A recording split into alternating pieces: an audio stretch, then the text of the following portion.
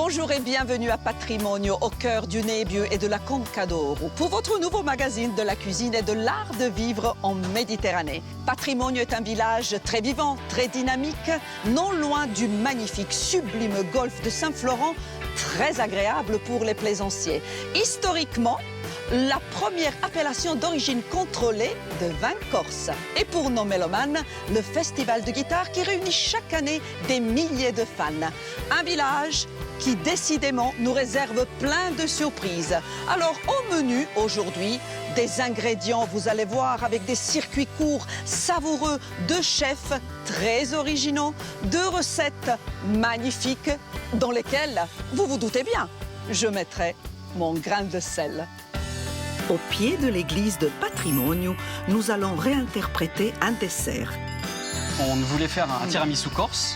Et s'attaquer à un joli morceau pour le plat de résistance. Bon Bruno, on va peut-être s'occuper du plat quand même.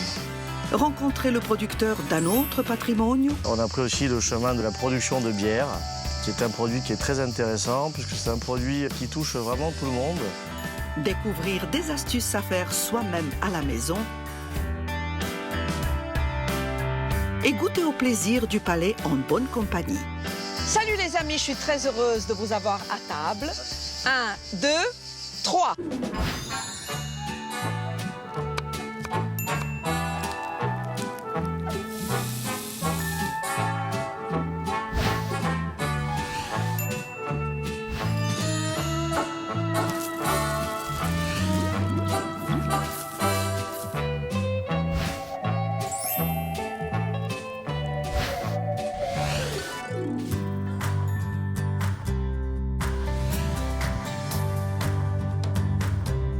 Pour cette nouvelle balade dans la Conca d'Oro, nous allons découvrir d'autres facettes du village de Patrimonio. Est-ce qu'on peut dire que c'est grâce à un patrimoine exceptionnel que Patrimonio porte son nom? En tout cas, ce que l'on peut dire, c'est quand on vit dans un village et qui a autant de richesses à partager, on devient forcément l'acteur de son développement. Ici, la nouvelle génération a su transformer l'héritage qui lui a été transmis. Pierre-François Maestracci est un petit peu l'homme orchestre. Il sait très bien jouer entre la production et la restauration et il est toujours à l'affût d'une nouvelle idée. Et si on partait à sa rencontre?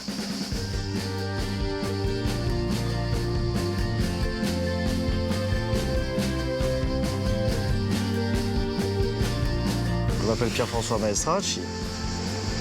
Alors dans l'ordre, je suis dans l'ordre chronologique, tenancier d'une auberge familiale, agriculteur et brasseur. Un parcours de vie et un parcours professionnel toujours liés à l'expérimentation. Il se trouve qu'il y a une dizaine d'années, j'avais un bar à Bastia qui s'appelait le Zanzibar. Et à l'époque, je fabriquais du whisky. C'était une vie un peu violente. Et donc, il se trouve qu'à cette époque, on avait le restaurant-là, on ne trouvait pas de légumes. Et on a commencé à engager des plantations de tomates assez importantes pour arriver aujourd'hui à un potager planté qui fait 1,5 hectare sur une surface de 5 hectares. Et l'idée, c'est qu'on plante des légumes anciens et si possible locaux.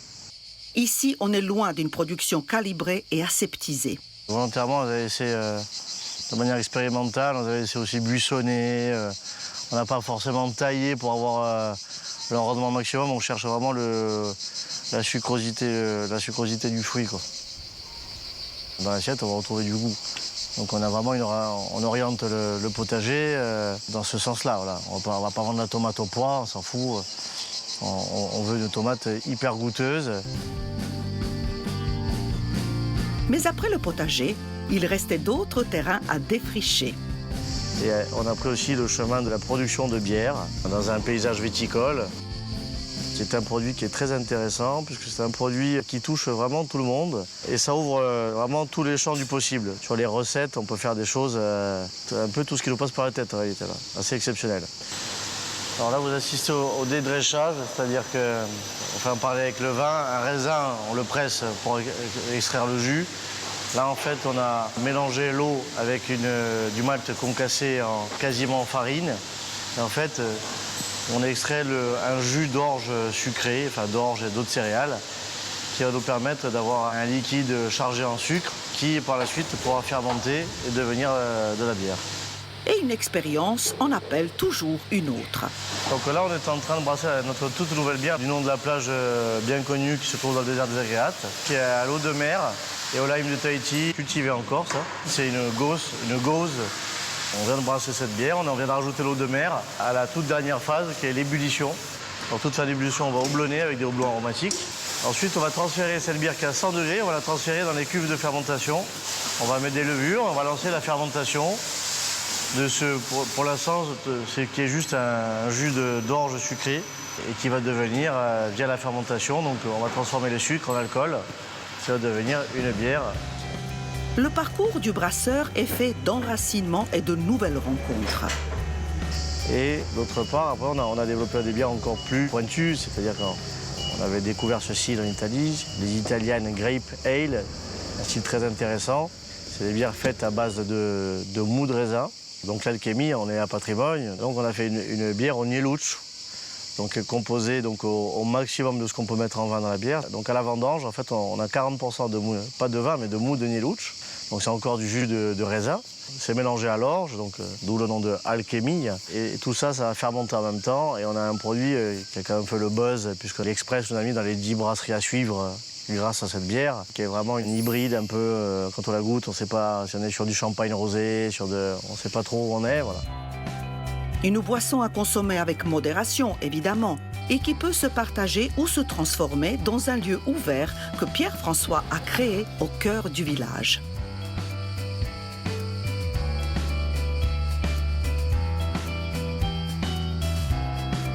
La particularité de cet endroit, c'est qu'on cultive tous nos légumes et tous les approvisionnements, tous les autres approvisionnements des cuisines sont à 100% locaux.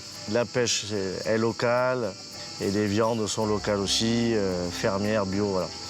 Donc on est sur une démarche vraiment autonome. Donc, on essaye de retrouver une logique aussi, une cohérence, et puis on voit que de manière internationale, on va dans le mur. À un moment donné, c'était exotique, les gens ont cru que peut-être que c'était le progrès de faire venir des choses de très loin. On se rend compte que c'est un non-sens. Écologiquement, économiquement, humainement, il se passe des choses terribles. Après, bon, on est de passage, donc essayons de laisser une trace positive, c'est un peu notre objectif.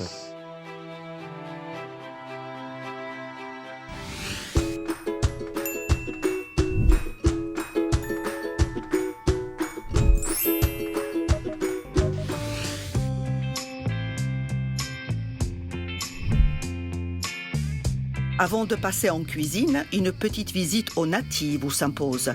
Cette statue menhir retrouvée dans les années 60 au col de Barbaggio est chaque été l'attraction des nuits de la guitare, tout comme la magnifique maison d'Américains qui rappelle que les Cap-Corsins étaient aussi des aventuriers. C'est une émission un peu exceptionnelle que je vous propose aujourd'hui, à partir du moment où les deux cuisiniers travaillent sous le même toit et sont au service des produits locaux, des idées et de la philosophie de notre producteur-restaurateur. Vous me suivez? En cuisine, on y va.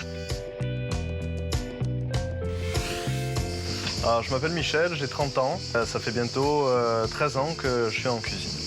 Alors, mon parcours brièvement, début d'études en littérature et en histoire qui ont complètement foiré. Et donc j'ai enchaîné sur une saison et j'ai pris le virus à ce moment-là. Et voilà, j'ai de suite enchaîné sur CAP et j'ai pas lâché depuis. Je m'appelle Bruno, je suis originaire de Chartres, en Eure-et-Loire. Moi, j'ai un parcours un petit peu atypique. J'ai fait une école de commerce avec une filière développement durable. Et j'ai travaillé dans un groupe de restauration pendant 5 ans en tant que responsable du développement durable. Et suite à ça, je suis parti en tour du monde pour aller rencontrer des acteurs de l'alimentation durable.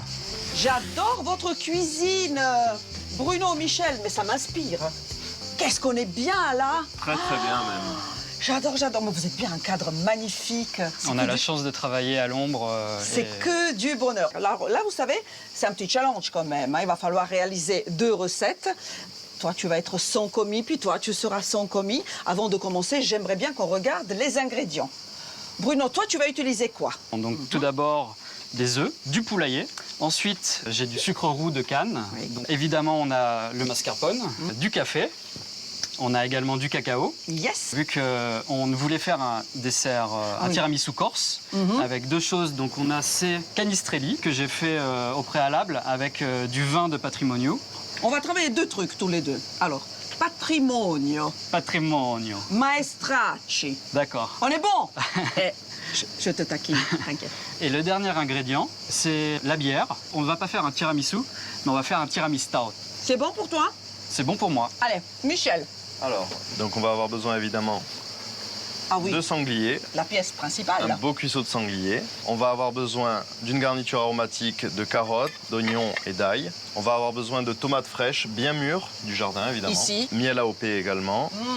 Herbes aromatiques du jardin. Quoi d'autre? Et de... Ah oui, si. Et bien sûr. Alors, on va pas l'oublier non plus, la bière brassée à Patrimonio. Alors c'est pas le même type de bière, c'est plus une rousse Tu dis ça en me regardant. aussi. Oh, parfait. Alors, je vous laisse bosser et on se retrouve tout à l'heure. Ça D'accord? marche. Merci. À tout à l'heure et bon courage. Merci Marina. Merci. Non, Marina, c'est surtout de la magagne et justement, c'est rigolo d'avoir ce genre de personnage en cuisine. Je suis très content aujourd'hui de pouvoir participer à ce challenge avec Michel. Le contexte fait qu'il n'y a pas à avoir de stress. C'est vraiment un moment de partage. Alors, la première chose que l'on va faire, donc je vais te demander de casser 7 œufs et on garde les blancs de côté pour pouvoir les monter en neige après. Très bien. Moi, pendant ce temps-là, je vais mettre le sucre de canne dans le batteur. Et du coup, Michel, j'attends les jaunes d'œufs, s'il te plaît. Les jaunes d'œufs qui arrivent tout de suite. C'est bon? Il y en a C'est 7? bon, on est bon. T'as bien compté? J'ai bien compté. Jusqu'à 7, j'y arrive. Hop, le batteur est bien branché. Je te mets les blancs au frais en attendant? Tu mets les blancs au frais, s'il te plaît. Alors Michel, donc le mélange a blanchi, donc Oui. moins que si ça avait été avec du sucre raffiné, mais du coup comme on a mis du sucre de canne. Et maintenant on va incorporer le mascarpone, La pièce maîtresse. ce qui va donner l'onctuosité et la saveur au tiramisu, à la crème. Donc, ce qui est important, c'est qu'on va avoir besoin de nouveau du batteur D'accord. pour monter les blancs en neige. Donc, je le débarrasse. Tu veux le faire peut-être? Allez, Allez. pourquoi pas. Et on essaie de rien gaspiller. On va... Je te lave ton bol. S'il te plaît. Et voilà, bol tout propre. Merci Michel. C'est important que le bol soit bien propre pour pouvoir faire lever les blancs. Mais avant ça, je crois que tu vas pouvoir m'aider à ouvrir la bière. Je crois que tu... Je pense que c'est dans mes compétences. D'accord, merci.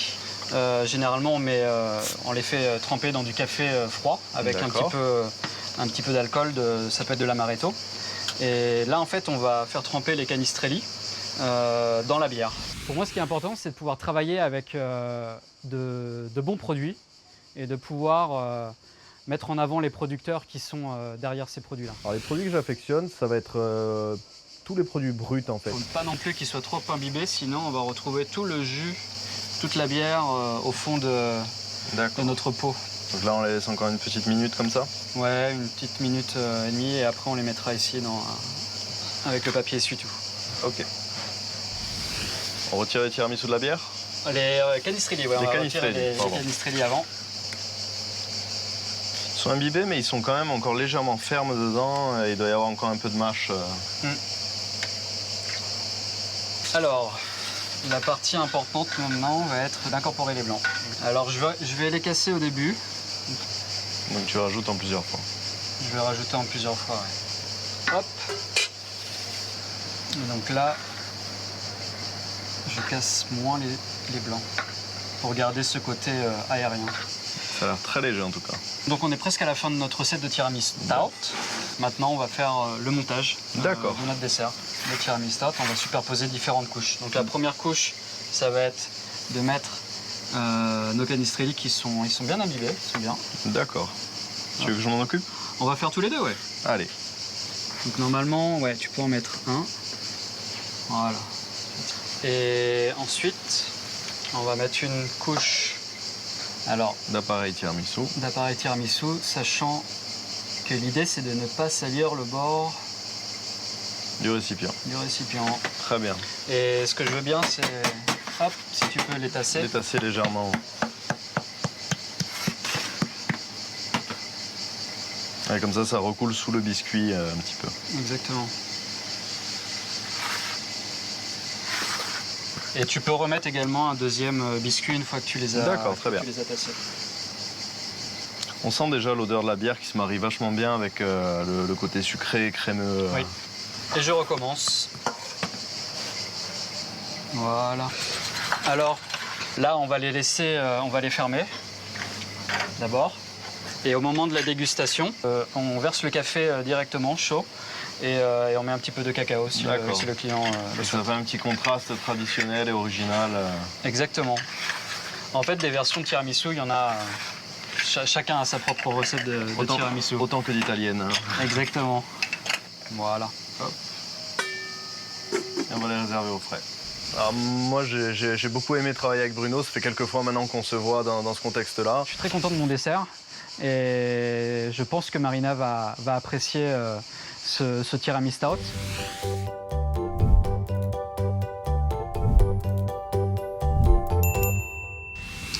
Je vous propose aujourd'hui une pâte à crêpes à la bière et vous allez voir que votre pâte sera beaucoup plus légère, les crêpes croustillantes, mais il va falloir la laisser reposer au moins 1 heure avant de faire cuire vos crêpes.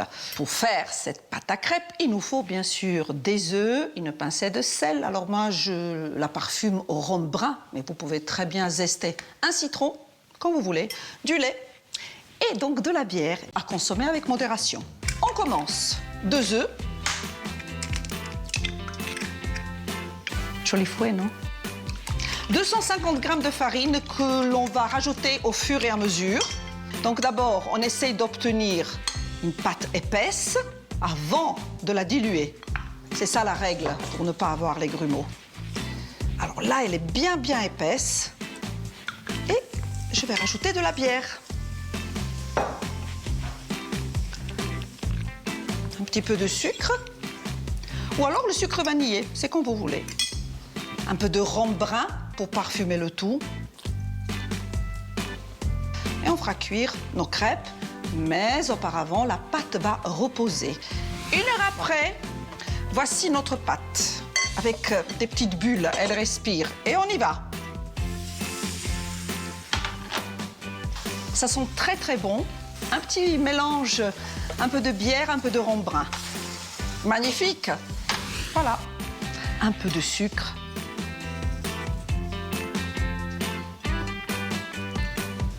Voilà, elle est craquante, elle respire. On goûte. C'est bon. J'adore. À vous d'essayer.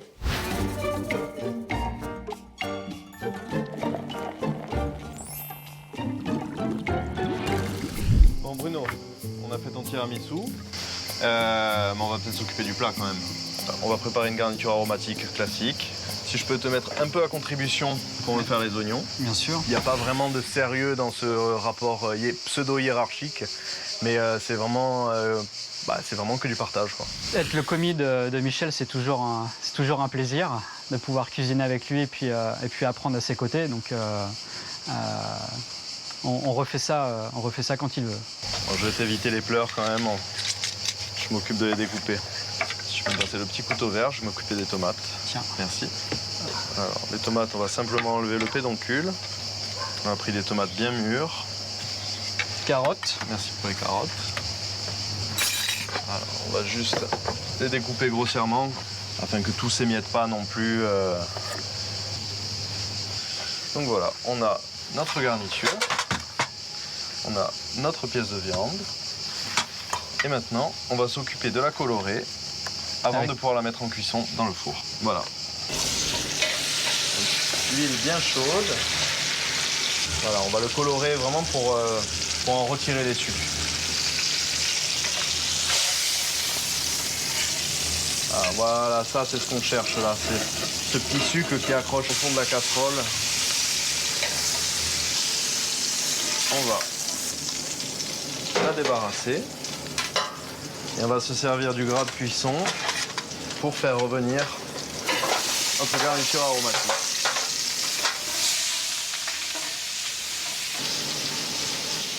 On va y mettre aussi nos petites tomates, Ça évite d'ajouter du concentré industriel aussi. C'est l'avantage d'avoir des très beaux et très bons légumes. On sent bien les arômes là. On va ajouter le miel et ensuite on va déglacer avec la bière. Voilà. Généreux sur le miel, c'est lui qui va donner aussi l'aspect confit de la viande. Voilà, c'est pas mal. On va mousse, pouvoir chef. ajouter la bière.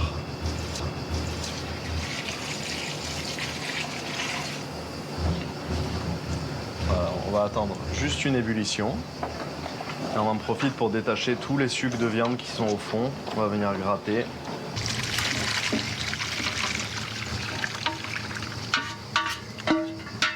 Voilà, Ça sent on est bon en parfait, tout cas. là. Ça sent très très bon. Et on va vraiment couvrir par contre le sanglier. La première partie de la bière, on l'a utilisée pour le déglaçage. Ah oui, d'accord. Ça Là. fait combien de pichets de bière? Ouais, ça fait 2 beaux pichets de bière. Alors là, pour le protéger de la chaleur du four, on va venir mettre un papier sulfure, une plaque de pâtisserie au-dessus. Et là, on va s'amuser pour fermer en fait tout le rebord, de manière à ce que ça conserve un maximum d'humidité. Et voilà, et il ne reste plus qu'à le laisser au four toute une nuit. J'aime beaucoup les méthodes à l'ancienne, mais vraiment les remettre au goût du jour, comme les cuissons très longues au feu de bois. Le fait d'y apporter du miel, j'adore le sucré salé, donc voilà, quand on le sert, c'est vrai que c'est une belle recette, c'est agréable en bouche. On a notre sanglier qui est bien cuit, voilà, il s'effiloche directement à la fourchette. C'est tendre. On a des belles tomates, on va en profiter.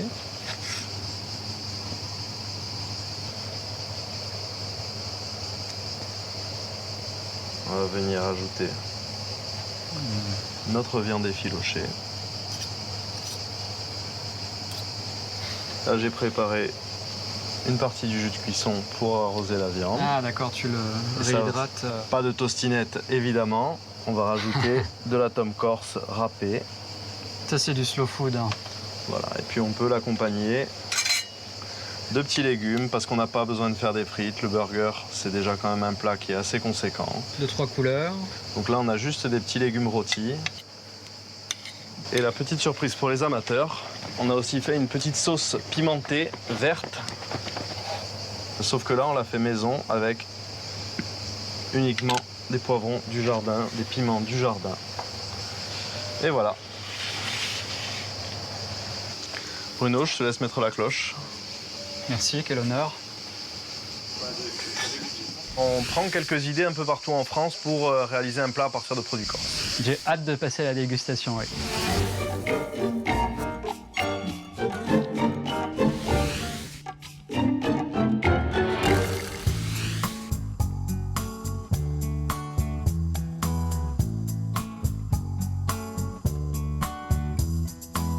Salut les amis, je suis très heureuse de vous avoir à table. J'ai beaucoup de chance d'avoir deux chefs. Vraiment, je vous adore. On a passé un merveilleux moment ensemble. Bruno, Michel, et le chef est là, en fait. C'est toi le chef, Pierre-François. Le chef des dettes. Bon, on y va 1, 2, 3. Ah oui, Hein? Pas Plein mal, hein. les yeux, plein les yeux. pas mal. C'est magnifique. Bon, allez, on goûte. On goûte. Avec les mains, hein. Avec les mains. Allez. Tu m'en voudras pas. Un burger, c'est avec les mains. Oh là là. Non, c'est exceptionnel. On est sur la même méthode de cuisson. On a simplement un rendu qui est beaucoup plus terroir. Non, c'est vraiment parfait. D'ailleurs, la recette s'affiche.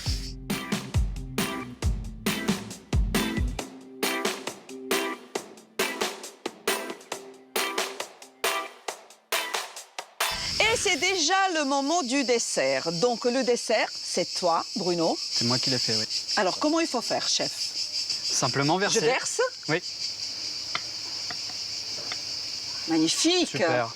Et après, Cacao. cacao noir. Et vive le vent. On est bon? On est bon. Bon, je suis impatiente, j'y vais. Hein. N'hésitez pas à aller jusqu'au fond On va au pour fond. bien prendre toutes les saveurs. Ouais, voilà, c'est ça. Ah oui. C'est délicieux. Ah, j'adore. La slow food encore, c'est toi, Pierre-François, c'est toi. Oui. Le coupable. Le slogan du slow food, c'est bon, propre et juste. Voilà. Et on sait ce qu'on mange, tout est tracé. C'est très important, n'est-ce pas? Ça, Et d'ailleurs, on sait vraiment ce qu'on mange. La recette s'affiche.